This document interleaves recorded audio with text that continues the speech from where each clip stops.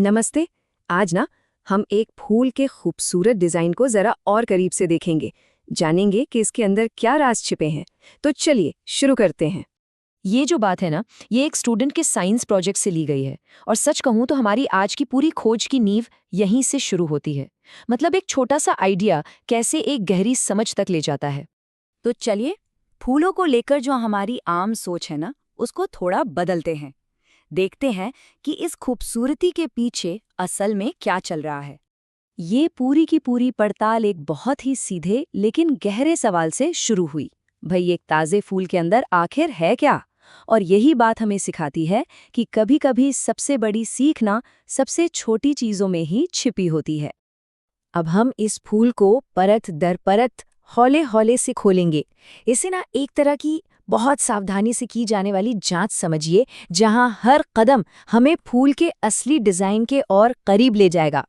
तो सवाल ये उठता है कि फूल के अंदर छिपी इन बनावटों को देखने की शुरुआत कैसे की जाए, तरीका क्या है। और मजे की बात यह है कि ये उतना मुश्किल है नहीं जितना सुनने में लगता है, और शायद इसीलिए ये इतना दिलचस्प भी है।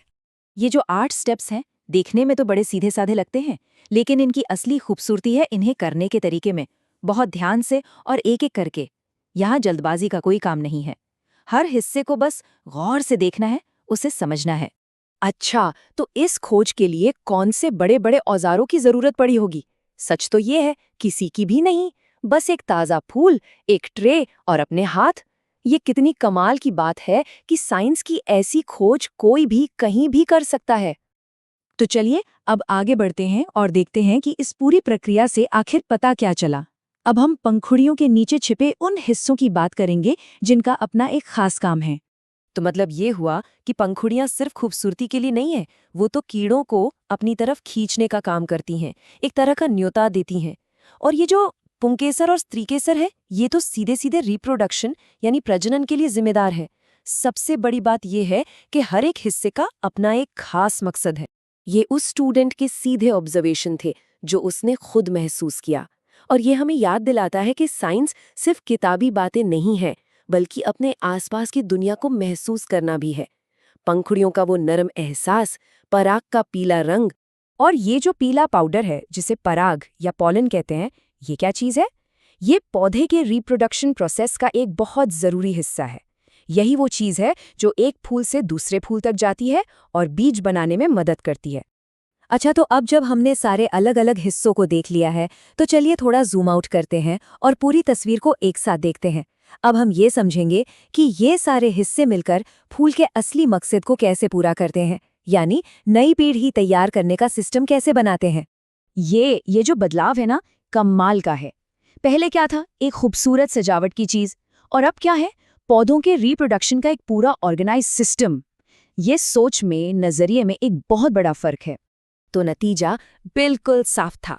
फूल का हर एक हिस्सा मिलकर बीज और नए पौधे बनाने में मदद करता है। मतलब फूल सिर्फ दिखने में सुंदर नहीं होते, वो असल में एक काम करने वाली जीती जागी मशीन है, जिसका एक ही मिशन है, जीवन को आगे बढ़ाना। और बात सिर्फ फूल को समझने की नहीं है, बात उस पूरे प्रोसेस की भी है। इस एक छोटे से काम ने कितनी जरूरी स्किल्स सिखाई। सब्र रखना, चीजों को जानने की इच्छा, सावधानी से काम करना और कुदरत की इज्जत करना। कभी-कभी ना मंजिल से ज्यादा खूबसूरत सफर होता है। तो ये सब इतना जरूरी क्यों है? चलिए अब एक फूल से आगे बढ़कर देखते हैं कि ये पूरी प्रक्रिया दुनिया के लिए कितनी अहमियत रखती है। इसका हमारी असल जिंदगी से सीधा कनेक्शन है। किसान अपनी फसलों के लिए फूलों पर निर्भर हैं। फलों और बीजों को उगने के लिए कीड़ों द्वारा परागण की जरूरत होती है। और मधुमक्खियां और दूसरे कीड़े अपने खाने के लिए फूलों पर ही तो निर्भर हैं। ये सब कुछ एक दूसरे से बहुत गहराई से जुड़ा हुआ है। और आखिर में उस स्टूडेंट की ये बात, मुझे फूल खोलने में मजा आया, अगली बार मैं अलग अलग तरह के फूलों को देखूंगा और उनकी तुलना करूंगा। ये सीखने की खुशी है। ये वो जिज्ञासा है जो आगे और भी बड़ी खोजों को जन्म दे सकती है। एक छोटी सी चिंगारी। तो ये छात्र तो अगली बार दूसरे फूलों की तुलना करने की सोच रहा है। ये हमें एक सवाल के साथ छोड़ जाता है, वो कौन सी रोजमर्रा की चीज होगी जिसे हम और करीब से देखने का फैसला करेंगे। अगर एक मामूली से फूल में इतने राज हो सकते हैं तो सोचिए हमारे आसपास और क्या क्या छिपा है, बस खोजे जाने का इंतजार कर रहा है।